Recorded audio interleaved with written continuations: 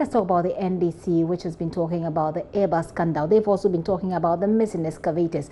Now they're calling for the identification of government official one in the Airbus scandal as immaterial. They're saying that it is immaterial to the substance of the matter.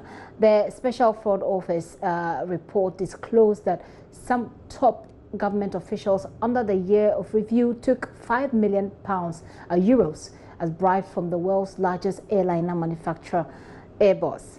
Addressing a press conference not long ago, the National Communications Officer of the party, Sami Jenfi, argued that the said reports never cited any ex-government official for receiving a bribe or committing any offense. We'll speak to Kwesi Parker-Wilson on that matter shortly, but the Minister of Information, Kojo Oppong-Nkrumah, is asking the public with credible information of government officials deemed corrupt to submit their evidence for investigations. This follows some public reaction to swift referral of the Airbus bribery saga to the Office of the Special Prosecutor, despite outstanding corruption allegations yet to be acted upon. He spoke to Roland Walker on the AM show. So what informs this view? That's the first question. And second question is, what is the real, true, unemotive, sustainable, that's the word you used earlier, answer to fighting corruption? The sustainable, unemotive answer to fighting corruption is about two or threefold. One, you build strong institutions. Where in this country, when in 1991, the framers of our constitution figured this out and put it in the constitution. We all pretend we don't know it until Barack Obama comes to say, build strong institutions. We're all clapping that, hey, Obama said something extraordinary. We know it. Build strong institutions. Apart from building strong institutions, let these institutions work, i.e., when there's an incident or a report or a suspicion, we must demand it of all ourselves that these reports must be made to these strong institutions we have built, and these institutions must be challenged to work. You think that's what's going on? That is what is going on and what we should encourage. And let me explain. For example, on President Akufo-Addo's watch, he says that, listen, when you have an incident of corruption or you have an allegation of corruption, I'm going to have it investigated by various bodies, whichever is appropriate. If it's, for example, corruption so properly suspected, like in the case of this Airbus matter, the Office of the Special Prosecutor, which is seized with a legal mandate to deal with corruption, and you see it's been referred to them to investigate the matter. If it is, let's say, general allegations that you need to properly sift out, is it a matter of corruption or stealing or it's whatever, there's a police ID, etc., which you make available to them. So on his watch, not only is he better supporting the anti-corruption institutions like SHRAD, you can call Mr. Joe Whittal of SHRAD and ask him.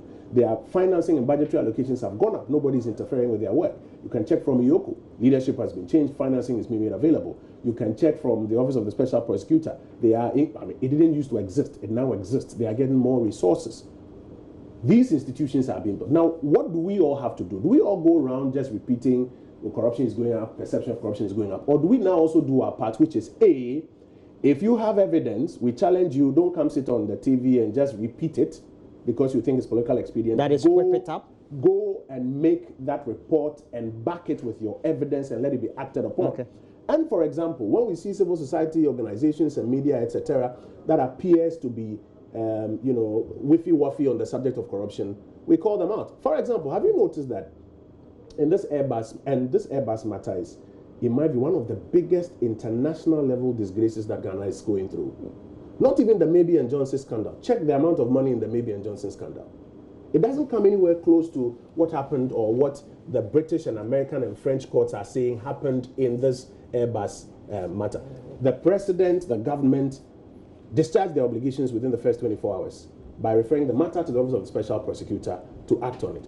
I haven't heard, for example, civil society groups in this country even issue a joint statement. I'm sure you've seen them issue joint statements lately on various matters. Well, here, we've spoken to anti-corruption bodies. Adam Senano, for example, each one of them. I haven't heard them issue one of their joint statements that even express worry that the name of Ghana and Ghanaian government officials... Is there no government that's supposed to act on it? And the president, rightly, has decided to allow the special prosecutor to do its part. Where are the civil society What do you want them to Information Minister Kojo Oppong-Nkrumah speaking earlier to Roland Walker. While the NDC has their own thoughts about this, Kwesi Parker Wilson has been at the press conference like I read to you earlier. Let's go on the line and talk to Parker. Hello, Parker. Parker, if you do hear me, the Information Minister said government is doing something about it. Of course, the case has been referred to the special prosecutor. The NDC seems to have a different opinion on this. Tell us.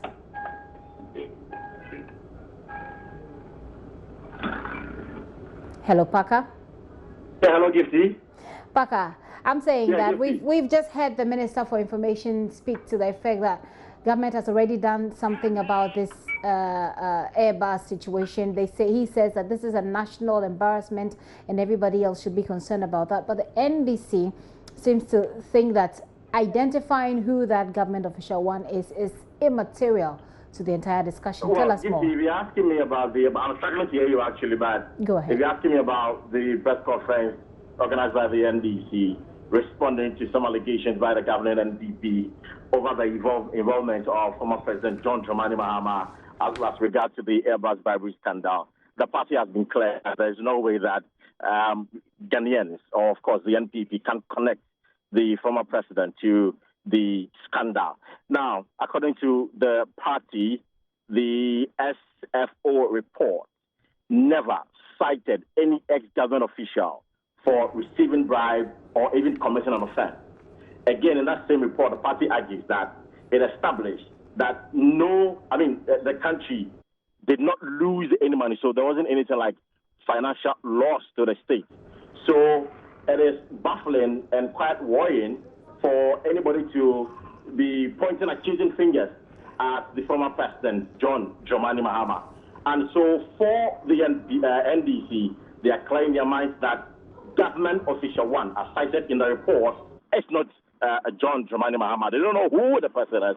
And they actually throw the challenge to Airbus that perhaps if they want, they can come out and publicly name the key persons who were cited in the report, including government official 1 and intermediary 5 and 8. So they are clearing their mind that what the NPP is doing is only a diversionary tactic to sway Ghanaians of the number of corruption that has found this administration, including the missing excavator. So this was the position of the National Communications and Custom Agency, who addressed the press at this very afternoon.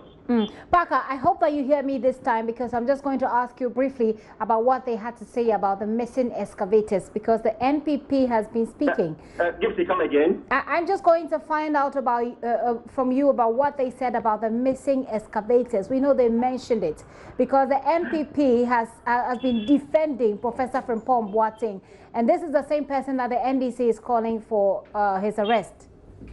Well, the NDC says that it would neither call for the dismissal of Professor Frimpong Boateng, neither will he call that he steps down from the interministerial committee that he chairs.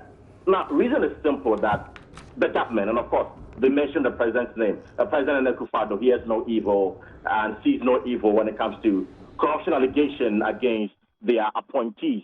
So, but what is worrying is that the president is actually causing financial loss to the state.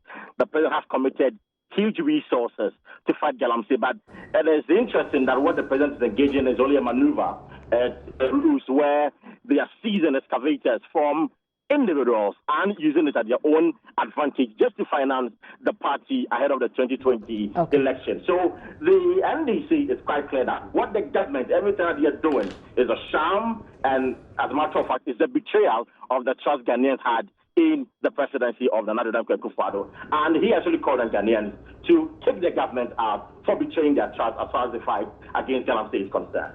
Parker, thank you for that update. Kwesi Parker Wilson has been monitoring the press conference by the opposition NDC, and he brings us that update.